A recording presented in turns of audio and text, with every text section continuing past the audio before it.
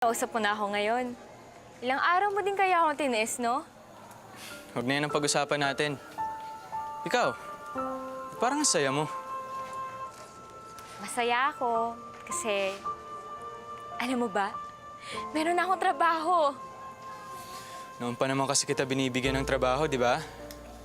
Nilakad nga kita sa klinik ng tita ko eh. Di ba nga, hindi naman ako natanggap doon. Kasi nag-inarte ka.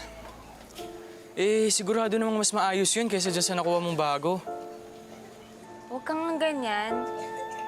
Alam mo ba, yung kumuha sa akin ang bait. Si Sir Gabriel. Kaya lang yung amo niya, medyo nahirapan kaming kumbinsihin nung una. Siya yung lalaking nakilala ko ng isang gabi. Yung nagbigay sa akin ng panyo.